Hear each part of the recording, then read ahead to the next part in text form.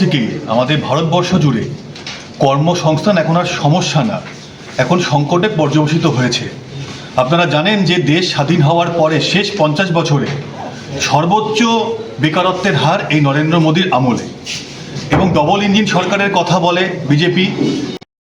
যেখানে যেখানে রাজ্যের সরকারে বিজেপি ক্ষমতায় আছে সেই রাজ্যগুলোর অবস্থা অত্যন্ত খারাপ এই কর্মসংস্থানের প্রশ্নে।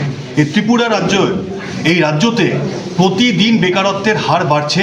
এখান থেকে গ্রাম থেকে একদম শহর থেকেও এখন বাইরে ছেলেরা মেয়েরা কাজ করতে যাচ্ছে, আর দুর্ঘটনা ঘটছে, কফিন বন্দি হয়ে ফিরে আসছে ত্রিপুরার বুকে। এর সাথে পড়াশুনো করেছে, যোগ্যতা অনুযায়ী কাজ চায়, কিন্তু সেই কাজ ত্রিপুরার বিজেপি সরকার এবং কেন্দ্রের বিজেপি সরকার দিতে পারছে না। এর বিরুদ্ধেই হচ্ছে আজকে আমাদের এই কনভেনশন।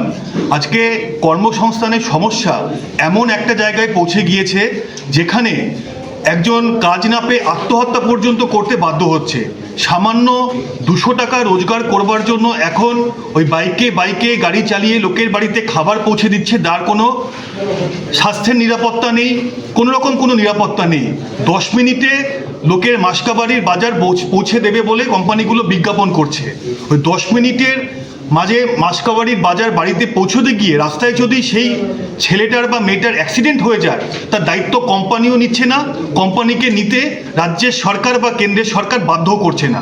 এর বিরুদ্ধেই হচ্ছে আমাদের ডিওয়াইফাই লড়াই। এই সমস্যা আরও আগামী দিনে বাড়বে, তাই আমরা ডিওয়াইফাই ত্রিপুরা রাজ্য কমিটি আজকে এই কনভেনশনের উদ্যোগ করেছে। আমাদের এখানকার সংগঠনের নেতৃত্বরা এসছেন।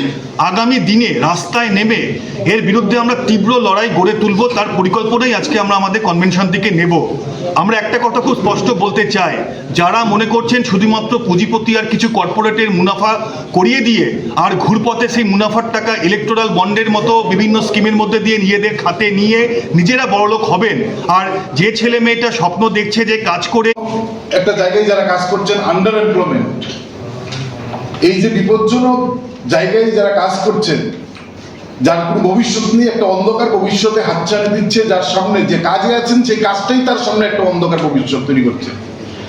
এই বোঝাপড়া আমাদের সংগঠনের নেতৃত্বদের মধ্যে স্পষ্ট করার প্রশ্নে আমরা এই রাজ্যভিত্তিক সাংগঠনিক রাজ্যের প্রথম সারির নেতৃত্বদের নিয়ে সভা আমরা করছি। আমাদের এই সাংগঠনিক কনভেনশনে সভাপতিত্ব করবেন আমাদের রাজ্য কমিটির সভাপতি কমরেড পলাশ ভৌমিক। আমাদের মধ্যে উপস্থিত আছেন আমাদের সংগঠনের কেন্দ্রীয় কমিটির সাধারণ সম্পাদক কমরেড হিমগ্নরাজ ভট্টাচার্য। আমি কমরেড হিমগ্নরাজ ভট্টাচার্যকে মঞ্চে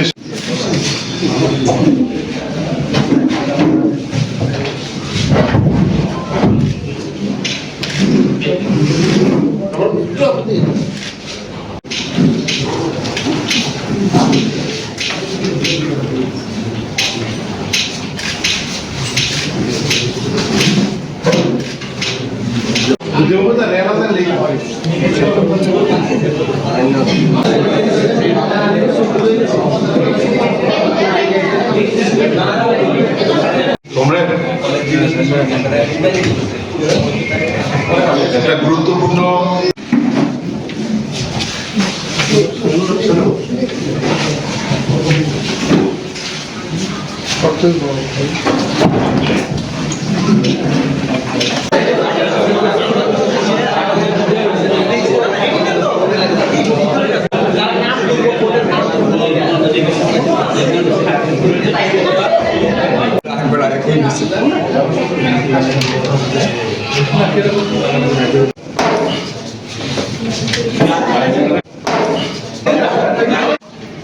ত্রিপুরা